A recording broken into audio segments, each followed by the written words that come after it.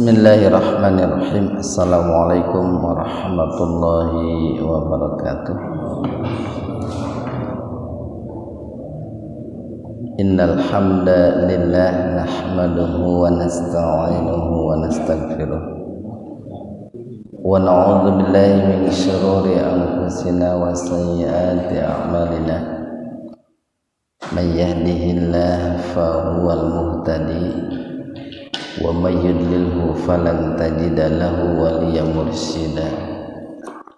Asyhadu an la ilaha illallah wahdahu la syarika lah wa asyhadu anna Muhammadan abduhu wa rasuluh alladzi la nabiyya wa la rasula ba'dah. Hadirin ikhwatu iman jemaah kuliah subuh yang mudah-mudahan senantiasa diberikan hidayah dan ampunan Allah Subhanahu wa ta'ala.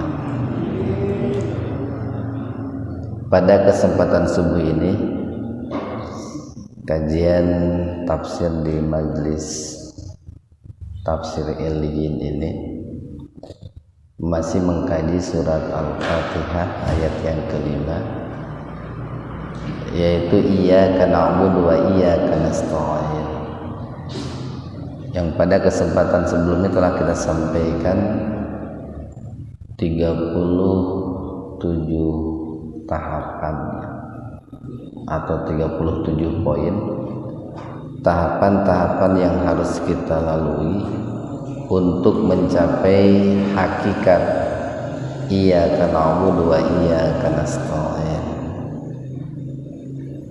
Nah, adapun tahapan yang ke-38 dan kita cukupkan sampai tahapan 38, tahapan-tahapan yang harus kita lalui untuk mencapai hakikat iyyaka na'budu wa iyyaka nasta'in itu adalah takwa.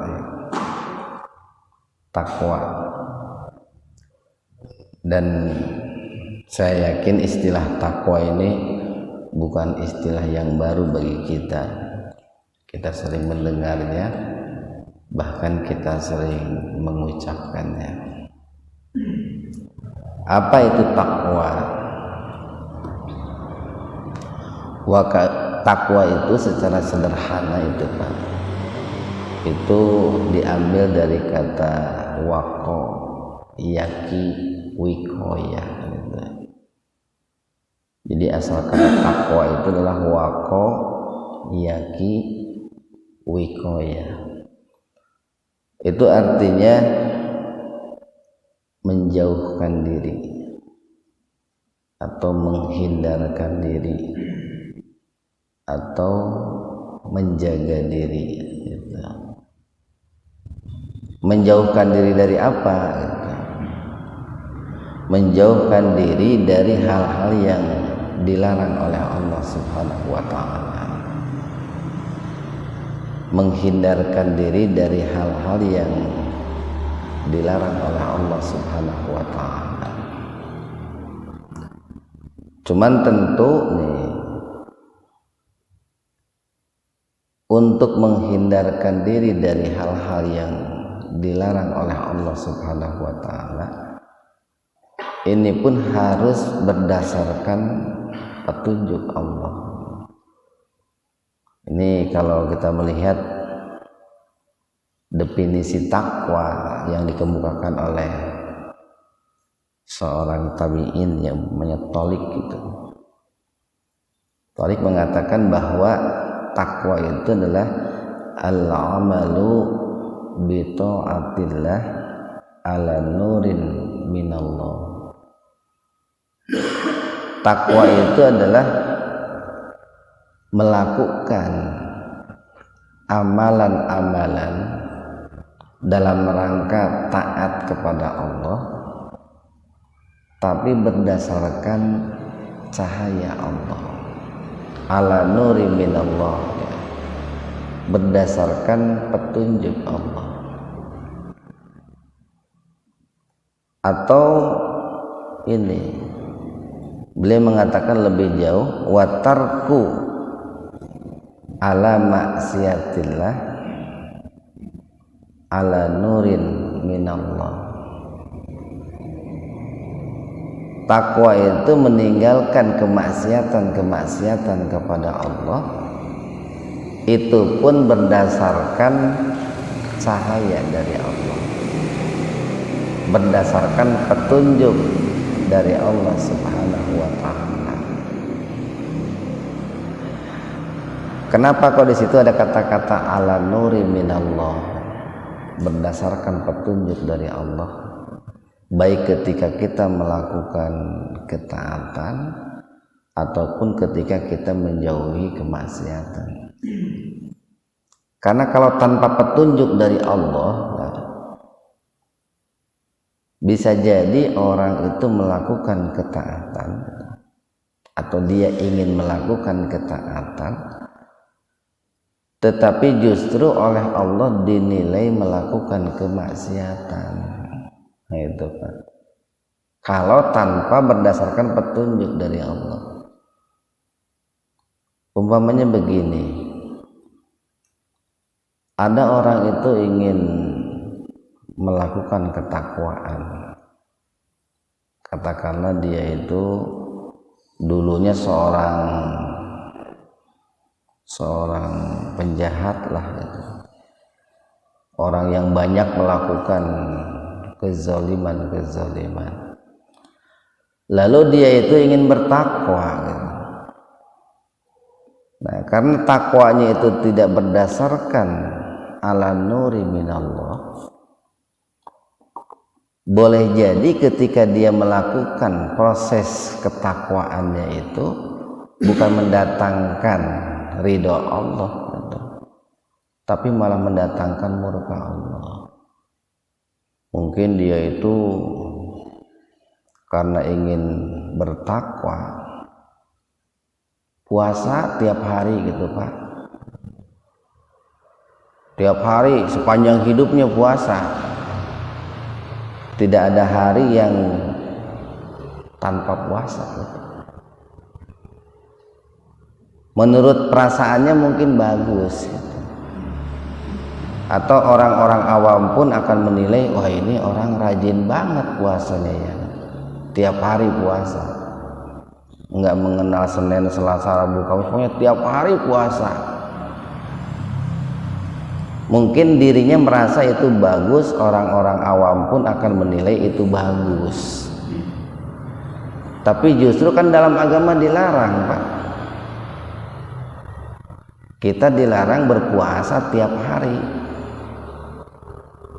kecuali bulan Ramadan, tiap hari selama 1 bulan kan. Tapi di luar bulan Ramadan kan dilarang kita. Nah, Rasulullah sallallahu alaihi wasallam an shaumil wisal itu. Rasulullah sallallahu alaihi wasallam melarang untuk melakukan puasa berturut-turut. Maksimal saum itu kan saum Daud, sehari berbuka, sehari berpuasa. Nah itu. Atau ada orang yang dulunya banyak melakukan kemaksiatan,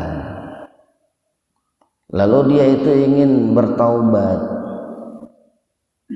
sepanjang malam dia itu sholat gitu ya, nggak ada tidurnya, tiap malam sholat. Sepintas bagus gitu, tetapi kalau sholatnya itu tidak mengikuti petunjuk Rasulullah sallallahu alaihi wasallam, mungkin dia sholat semalam 100 rakaat, ditanya eta sholat naon 100 rakaat gitu. Nah itu kan tidak bagus juga itu Pak, bukan mendatangkan ridho Allah, boleh jadi mendatangkan murka Allah, karena sholatnya tidak berdasarkan ala nuri minallah. Atau orang dulunya banyak bermaksiat lalu ingin bertaubat, dia berangkat ingin ibadah haji ke Baitullah, tapi berangkat hajinya bukan di bulan haji, dia niatnya haji bukan umroh gitu, mau haji gitu. Seperti ayeuna geuning haji mun bisa mah bulan naon cenah gitu. cek saha itu. Jadi dia mau berangkat haji tapi bulannya teh asal gitu. Nah kalau nggak berdasarkan petunjuk dari Allah itu kan nggak dapat pahala juga. Nah jadi ketika kita melakukan ketaatan kepada Allah harus ala nuri minallah, dan ketika kita menjauhi kemaksiatan pun harus ala nuri minallah. Ikhwanu fiddin arsadakumullah. Ini kalau kita melihat definisi takwa menurut Buya Hamka itu dalam tafsirnya apa itu Al-Manar ya. Beliau mengatakan bahwa orang yang bertakwa itu nanti akan melahirkan sifat-sifat positif yang lainnya gitu ya. Karena beliau menafsirkan bahwa secara sederhana takwa itu adalah al-khauf ya. Takut itu. Secara sederhana takwa itu menurut Buya Hamka itulah takut. Tapi takut di sini takut yang positif. Bukan takut yang negatif. Nanti kan ada takut yang negatif, ketika disuruh berbuat yang baik, takut, nah itu takut negatif. Jadi takut yang positif itu adalah takut ketika orang itu melanggar perintah Allah, takut ketika melanggar batas-batas Allah, nah, itu takut yang positif. Cuman tentu takutnya kepada Allah berbeda dengan takutnya kepada makhluk Allah. Itu. Di mana bedanya? Kalau takut kepada Allah, kita harus mendekat, harus mendekat. Tapi kalau takut kepada makhluk Allah, kita harus menjauh, Pak. Atau kalaupun mau mendekat, kita harus punya persiapan, punya kekuatan. Nih, kita sebagai seorang mukmin, takut kepada Allah, maka harus melakukan tempoh hari itu apa tuh Pak? Muqarrabah, muraqabah dan muqarrabah. Jadi kalau kita takut kepada Allah, maka kita harus senantiasa mendekatkan diri kepada Allah, harus senantiasa merasa diri kita ini diawasi oleh Allah. Jadi mendekat, Pak, mendekat. Salat kan dalam rangka mendekatkan diri kepada Allah. Zakat, puasa, haji dan lain sebagainya, itu dalam rangka mendekatkan diri kita kepada Allah Subhanahu wa ta'ala. Tetapi kalau kita takut kepada makhluk Allah, katakanlah singa gitu Pak, ya jangan mendekat Pak, tapi menjauh kan. Kalau kita takut umpamanya dengan singa, dengan harimau dan lain sebagainya. Nah, ikhwanu fiddin arsadakumullah, itulah takwa. Atau kalau menurut Sayyidina Ali ya, karamahullahu wajhah, beliau mengatakan bahwa yang disebut dengan takwa itu adalah al-khaufu bil jalil, yaitu takut kepada Allah yang maha mulia. Kenapa Allah itu harus ditakuti? Kan Allah pun memiliki asma dan sifat di samping gitu rahmat, ada juga kan sifat-sifat Allah yang menunjukkan bahwa Allah itu zat yang harus ditakuti. Seperti kan Allah punya sifat al-jabbar, maha pemaksa kan. Ada lagi barangkali yang hafal sifat-sifat Allah, al-aziz ya, Allah itu maha gagah. Ada lagi sifat Allah itu seperti al-qawi, Allah itu maha kuat. Jadi di samping sifat Ar-Rahman, Ar-Rahim gitu ya, Al-Ghaffar, itu ada sifat itu kan Ar-Rahman, Ar-Rahim itu sifat-sifat yang menunjukkan kelembutan Allah itu. Tetapi ada sifat-sifat juga yang menunjukkan keperkasaan Allah. Al-Jabbar, Al-Qawi, Al-Aziz, Al-Mutakabbir itu Pak. Itu kan sifat-sifat yang menunjukkan keperkasaan Allah. Bahkan tempo hari saya pernah membaca tuh tulisan berbahasa Sunda gitu.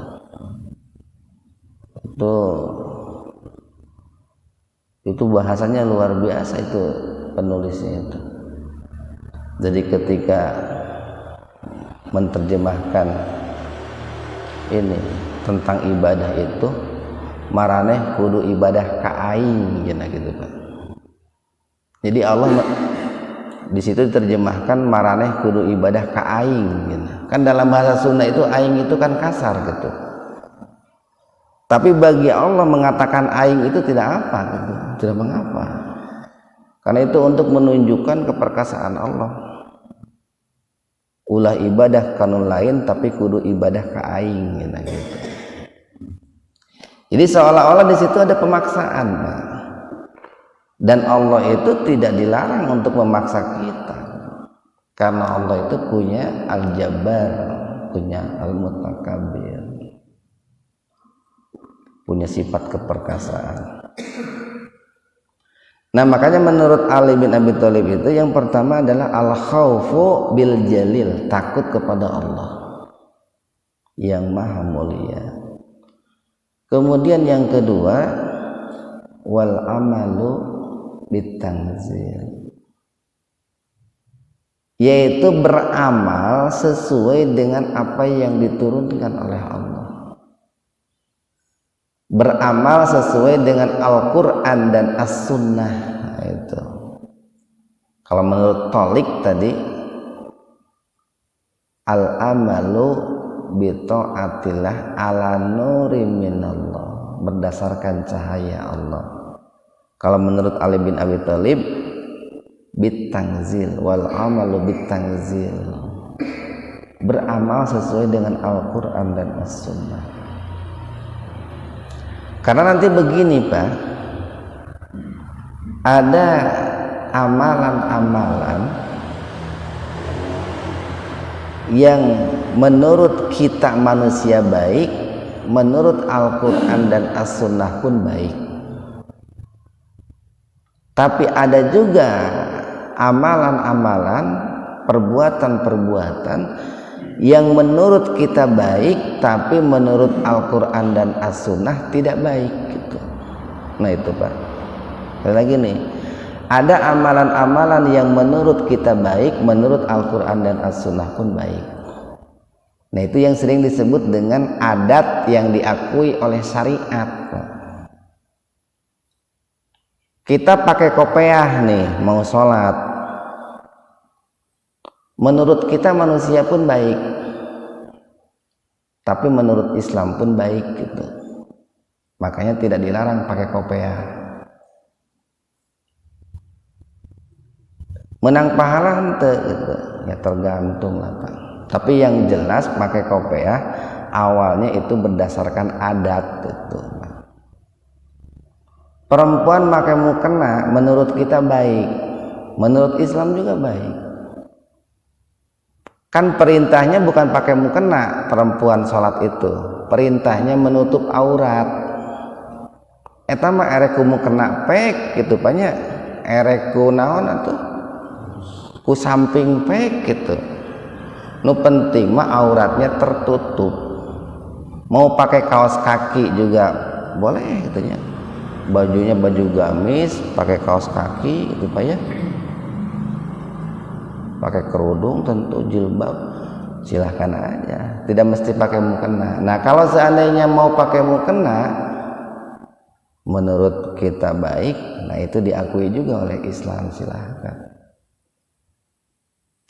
Tetapi nanti ada perbuatan-perbuatan yang menurut kita itu baik, tapi belum tentu dipandang baik oleh agama.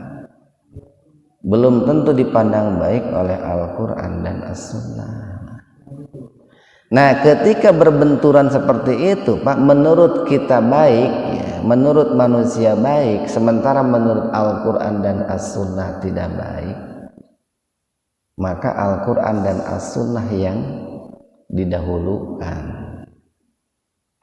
Parameter kita yang diabaikan, Pak. Parameter Al-Quran dan As-Sunnah yang diutamakan. Jadi wal amalu bitanzil, beramal sesuai dengan apa yang diturunkan oleh Allah, baik dalam Al-Quran ataupun dalam As-Sunnah. Sunnah Nabi itu kan perkataan Allah juga awalnya itu, Pak, yang kemudian redaksinya dari Nabi. Wa may yantiqu anil hawa in huwa illa wahyu yuha. Rasulullah itu tidak berkata berdasarkan hawa nafsunya, tapi beliau berkata sesuai dengan tuntunan wahyu. Kemudian yang ketiga, menurut Ali bin Abi Thalib itu yang disebut takwa itu adalah wal qanaatu bil qalil. Merasa cukup dengan pemberian Allah walaupun menurut kita sedikit,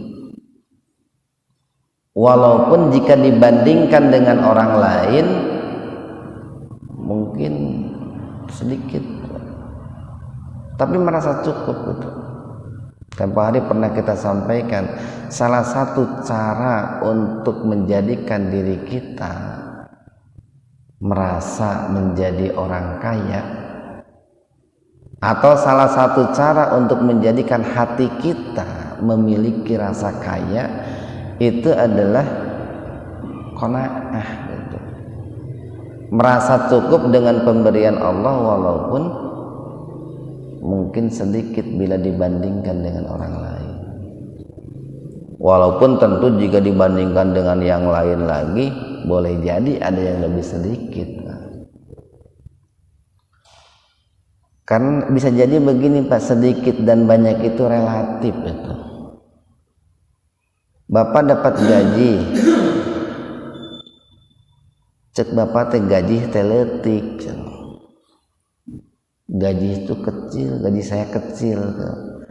Kenapa bapak mengatakan gaji saya kecil? Karena dibandingkannya dengan yang gede. Coba bandingkan dengan yang kecil lagi gajinya, atau yang lebih kecil dari kita. Kita akan mengatakan gaji saya lebih gede dari sipulan. Maka kalau ingin merasa gaji gede itu, Pak, bandingkan aja yang orang-orang anu tingkat ekonominya rendah, Pak. Bandingkan yang orang Papua berempat itu. Entong dibandingkan aja gaji anu orang di Jakarta tuh.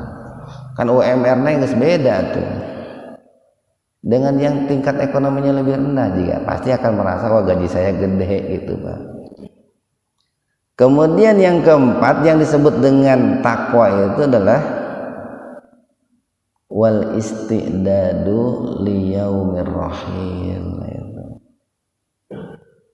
Mempersiapkan diri, tentu kan ini persiapannya banyak, Pak, untuk menghadapi hari yang sangat besar, liyaumil akbar itu. Kalau Umar bin Khattab itu liyaumil akbar, menghadapi hari yang sangat besar. Persiapan ilmu, persiapan amal, persiapan iman, persiapan takwa dan lain sebagainya. Itu kalau menurut Ali bin Abi Thalib. Ikhwanu fiddin arsadakumullah.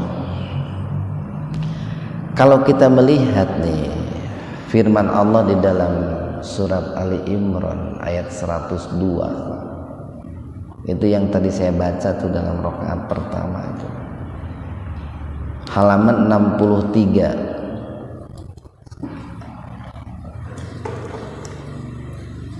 Halaman 63 surat Ali Imran ayat 102. Itu baris ketiga dari atas. Nah, di dalam ayat tersebut Allah Subhanahu wa taala berfirman, "Ya ayyuhalladzina amanu taqullaha haqqa tuqatih wa la tamutunna illa wa antum muslimun." Wahai orang-orang yang beriman, ini yang dipanggil nih, yang diseru oleh Allah itu kita nih, orang-orang yang beriman. Setelah Allah memanggil orang-orang yang beriman, ada perintah tuh, ittaqullah, bertakwalah kalian kepada Allah. Nah, ini dari ayat ini banyak ulama yang menyimpulkan, Pak, bahwa kedudukan orang yang bertakwa itu lebih tinggi dari kedudukan orang yang beriman. Sekali lagi, banyak ulama yang menyimpulkan bahwa kedudukan orang yang bertakwa itu lebih tinggi bila dibanding dengan orang yang beriman. Padahal tempo hari pernah kita sampaikan dalam ayat Al-Quran itu Allah mengatakan orang yang beriman dan berilmu lebih tinggi dari orang yang beriman tanpa ilmu, atau orang yang ahli ibadah tanpa ilmu. Nah, ini pun mengisyaratkan juga, Pak, bahwa sebelum sampai ke tingkat orang bertakwa, tahapan-tahapan menjadi orang yang beriman harus dilalui dulu gitu. Jadi ilmunya dilalui, ilmu, kemudian setelah ilmu itu himmah, cita-cita, kemudian setelah cita-cita itu niat, iradah, keinginan, setelah iradah itu niat, setelah niat itu azam, setelah azam itu ini apa? Baru setelah azam itu nanti ada iman, ada takwa, Pak. Jadi cukup banyak tahapan-tahapannya untuk sampai ke tingkat takwa itu. Bahkan kan kalau kita lihat dalam surat yang populer itu Al-Baqarah tentang saum itu, kan diawali dulu, ya ayyuhalladzina amanu kutiba alaikumussyam kama kutiba alal ladzina min qablikum la'allakum tattaqun. Jadi target yang ingin dicapai dari ibadah saum, Allah menginginkan orang yang beriman itu menjadi mukmin muttaqin itu, Pak. Mukmin muttaqin. Jadi nanti ada orang yang mukmin biasa, ada orang yang mukmin muttaqin itu, Pak. Mukmin yang bertakwa.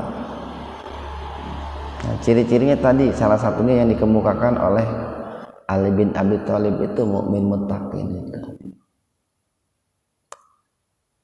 Bahkan dalam kalimat berikutnya Ali Imran itu, Pak, masih 102. Ya ayyuhalladzina amanu taqullah, wahai orang-orang yang beriman, ittaqullah, bertakwalah kalian kepada Allah. Ada embel-embelnya tuh, haqqa tuqatih gitu. Dengan sebenar-benarnya takwa. Nah, ini mengisyaratkan nanti ada orang yang beriman, kemudian dia bertakwa, tetapi takwanya tidak sebenar-benarnya takwa. Nah, bagaimana yang disebut dengan haqqa tuqatih, sebenar-benarnya takwa itu?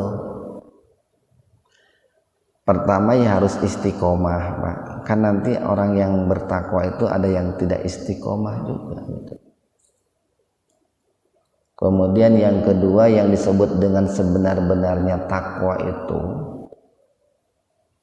tidak cukup gitu ya. Tidak cukup dia itu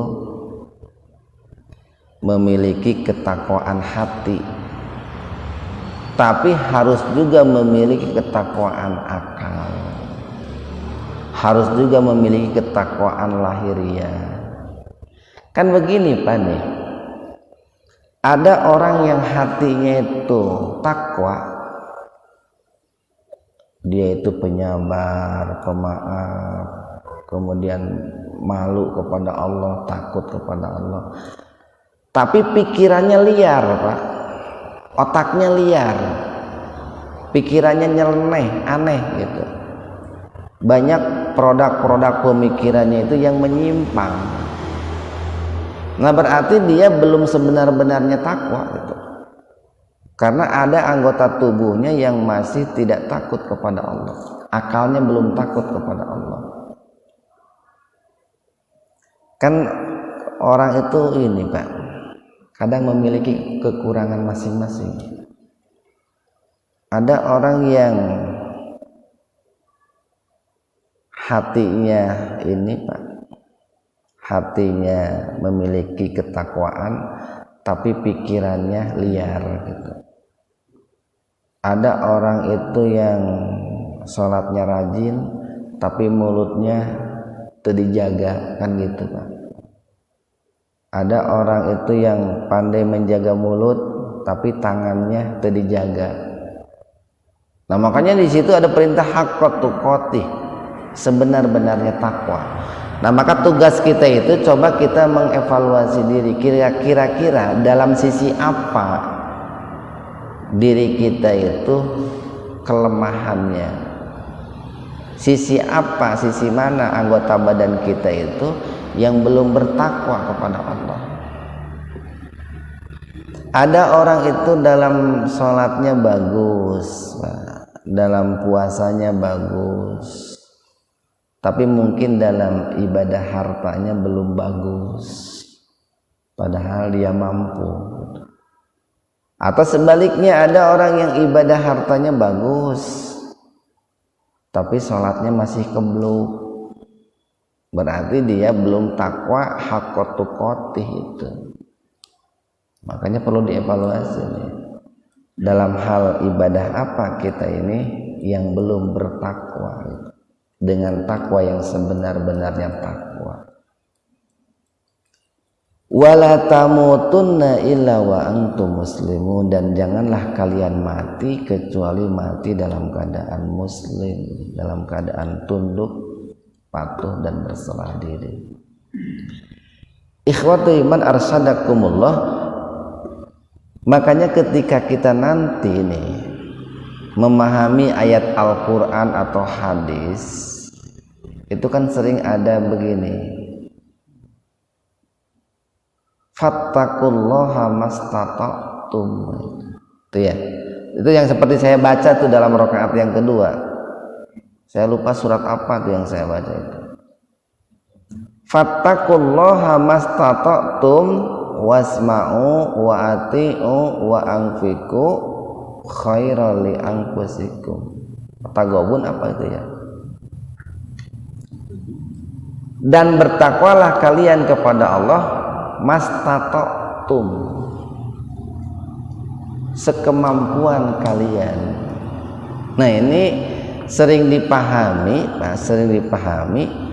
bahwa yang disebut dengan mastata'tum itu ala kadarnya, kan gitu. Kebanyakan orang itu memahami mastata'tum itu ala kadarnya, sekemampuannya. Tong dipaksakeun teuing cenah ibadah mah sakemampuan orang we cenah.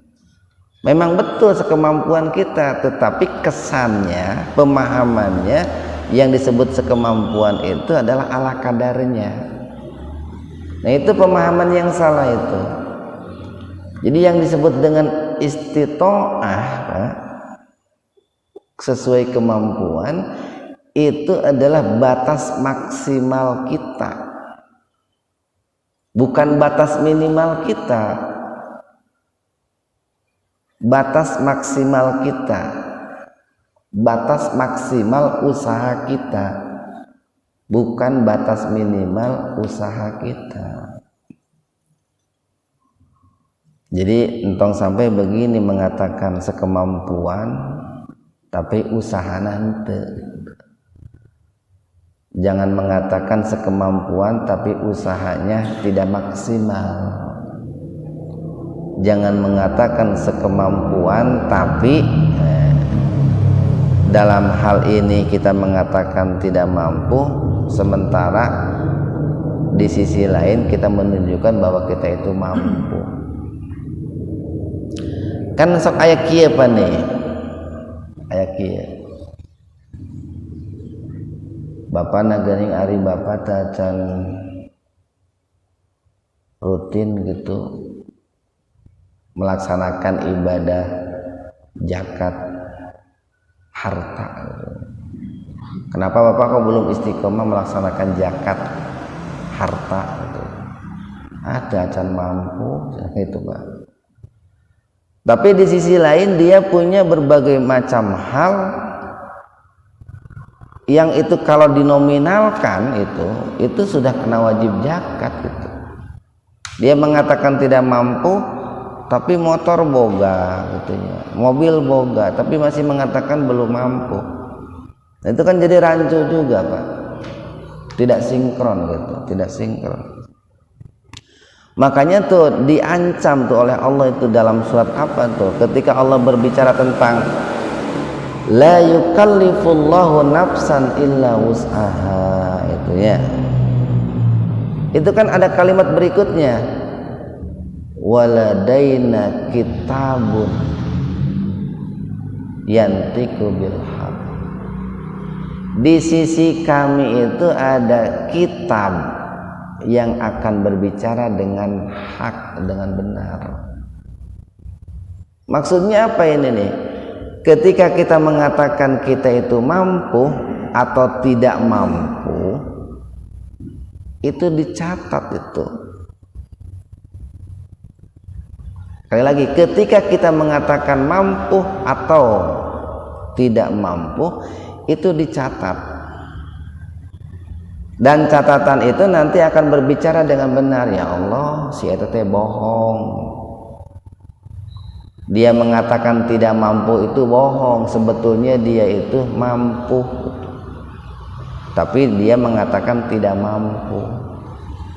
Nah, nanti akan bercerita kitab itu. Makanya itu kalau saya pernah punya teman itu, waktu itu saya bilang kalau memang Anda tidak mampu, bikin aja surat keterangan tidak mampu. Embung cenah gitu, nggak mau cenah. Nah, sih jadi doa jadi teu mampu cenah. Keur mah bener cenah teu mampu, tapi embung aing nyebut tidak mampu mah itu. Pernah ada juga punya teman seperti itu gitu. Saking tidak maunya dikatakan tidak mampu. Nah, jadi begini Pak, yang disebut dengan sesuai kemampuan itu adalah sesuai dengan batas maksimal usaha kita, bukan sesuai dengan batas minimal usaha kita. Seperti contoh nih, orang diperintahkan sholat, perintah awalnya kan berdiri. Perintah awalnya berdiri. Tapi kalau memang betul-betul tidak mampu berdiri, boleh duduk kan gitu. Kalau memang betul-betul tidak mampu duduk, boleh berbaring kan gitu ya. Kalau betul-betul tidak mampu berbaring, dengan isyarat kan gitu. Itu kan jelas tuh, ukuran tidak mampunya jelas itu. Dan dalam sholat itu sudah dipraktekkan oleh kita, bagus itu. Dalam sholat sudah bagus. Tapi dalam ibadah-ibadah yang lain Pak, terutama ibadah harta, seringkali kita mengatakan tidak mampu padahal kita itu mampu. Nah itu, seringkali kita mengatakan tidak mampu bahwa padahal kita itu mampu. Nah, harus ingat bahwa di sisi kita itu ada buku catatan amal yang nanti catatan amal itu akan berbicara di hadapan Allah. Ikhwatu iman arsadakumullah. Nah kan tetapi yang namanya orang bertakwa itu bukan berarti orang itu tidak pernah berbuat dosa. Makanya kalau kita lihat nih dalam hadis umpamanya riwayat Al-Imam Tirmizi ini hadis ini cukup terkenal ya. Di situ Rasulullah sallallahu alaihi wasallam bersabda, "Ittaqillaha haitsu ma kunta." Bertakwalah kalian kepada Allah dimanapun kalian berada, kapanpun. Jadi takwa itu enggak mengenal waktu, enggak mengenal tempat. Kapan saja, di mana saja kita diperintahkan bertakwa. Wa atbi'is sayyi'atal hasanah tamhuha. Dan ikutilah keburukan itu dengan kebaikan. Nah ini ciri orang bertakwa nih Pak. Orang bertakwa itu senantiasa mengikuti keburukan dengan kebaikannya. Jadi kalau seandainya nih Pak, kalau seandainya umpamanya dia itu lagi lengah gitu Pak ya, lagi kurang konsen gitu,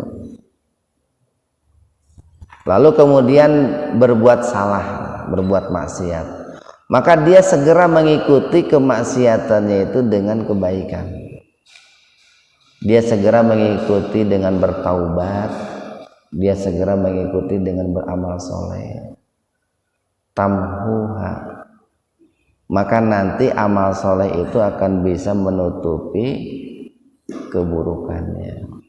Nah dari situ dipahami oleh para ulama bahwa orang yang bertakwa itu bukan berarti orang itu tidak pernah berbuat dosa. Dia pernah berbuat dosa tetapi dia tidak enjoy dalam perbuatan dosanya itu. Kan ada orang itu Pak berbuat dosa tetapi seneng gitu. Diingatkan untuk bertaubat nggak mau. Diingatkan untuk berbuat baik nggak mau. Nah orang yang bertakwa setelah dia, kalau seandainya dia berbuat maksiat itu ada muncul penyesalan, lalu diikuti dengan istighfar, diikuti dengan taubat, diikuti dengan amal soleh, dengan harapan taubat amal solehnya itu, taubat dan amal solehnya itu bisa menghapuskan itu keburukannya itu. Dan memang dalam hidup harus seperti itu Pak, termasuk dalam menjaga fisik kita nih Pak. Ini umpamanya di antara bapak-bapak ada yang punya penyakit ini nih, umpamanya ada yang punya penyakit diabetes gitu Pak. Itu bukan berarti kita tidak boleh makan yang manis-manis Pak. Tetapi setelah makan yang manis itu harus diikuti dengan makanan-makanan yang bisa menetralisir itu Pak. Kan tubuh kita perlu yang manis-manis itu, tapi harus ada makanan yang bisa menetralisir itu. Nah cuman kalau dalam hal ketakwaan bukan berarti kita harus bermaksiat, bukan. Seandainya nih, seandainya karena kelengahan kita berbuat maksiat, maka segera ikuti perbuatan maksiat itu dengan istighfar, dengan taubat, dan dengan amal soleh, dengan harapan bisa menghapus kesalahan itu. Kalimat berikutnya kata Nabi itu, wa khaliqin nas bi khuluqin hasanin, dan berakhlaklah kepada manusia dengan akhlak yang baik. Nah itu diantara sifat-sifat takwa yang dikemukakan oleh baik oleh Rasulullah SAW ataupun oleh para ulama gitu. Cuman tadi seringkali kita itu ketika berbicara takwa itu mengambil ayat yang mastata'tum itu Pak, dan pemahaman mastata'tumnya pun itu berdasarkan batas usaha minimal. mestinya berdasarkan batas usaha maksimal itu, mastata'tum itu. Nah baru nanti kalau orang itu sudah melakukan ketakwaan dengan ketakwaan yang sebenarnya, seperti yang dikatakan oleh Buya Hamka, itu nanti akan lahir sifat cinta. Tapi cintanya itu cinta yang benar, Pak. Cinta terhadap Allah, cinta terhadap Rasul, cinta terhadap kebenaran. Akan lahir sifat benci. Bencinya juga benci yang benar, Pak. Benci terhadap orang yang membenci Allah, benci terhadap orang yang membenci Rasul, benci terhadap orang yang membenci agama Allah. Akan muncul sifat berani itu. Jadi takwa itu kan takut, Pak. Kebalikan takut itu kan berani. Orang yang bertakwa, takut kepada Allah, nanti di sisi lain dia akan memiliki sifat berani. Tapi beraninya berani yang benar. Berani yang benar itu adalah berani membela Allah, berani membela Rasul, berani membela kebenaran. Nah itu menurut Buya Hamka seperti itu. Jadi banyak nanti sifat-sifat positif yang akan lahir ketika orang itu memiliki ketakwaan dengan tingkat ketakwaan haqqatu qatih, dengan tingkat ketakwaan haqqatu qatih. Nah itulah yang bisa kita sampaikan pada kesempatan subuh ini. Dan tentu saja saya mengingatkan bahwa ketika nih Pak, kita membaca Al-Fatihah, iyyaka na'budu wa iyyaka nasta'in, tahapan-tahapan yang pernah kita sampaikan, pernah kita pelajari, yaitu yang 38 tadi, yang sebetulnya itu kalau dipecah itu banyak Pak, karena kan ada beberapa pembahasan itu yang masuk kepada pembahasan yang lain, seperti qanaah gitu ya, itu kan masuk kepada pembahasan al-ghina dulu, itu pembahasan kaya itu. Jadi kalau dipecah itu lebih dari 38 sebetulnya, cuman ada beberapa pembahasan yang kita gabungkan. Nah ketika kita membaca iyyaka na'budu wa iyyaka nasta'in itu coba ditanamkan dalam diri kita itu, agar kita memiliki sifat-sifat yang baik, sifat-sifat yang positif itu. Walaupun bukan mesti dilafadzkan Pak, bukan harus dilafadzkan, dalam hati saja, dalam hati ada keinginan untuk memiliki sifat-sifat yang baik itu. Sekian, wabillahi taufiq wal hidayah. Assalamualaikum warahmatullahi wabarakatuh.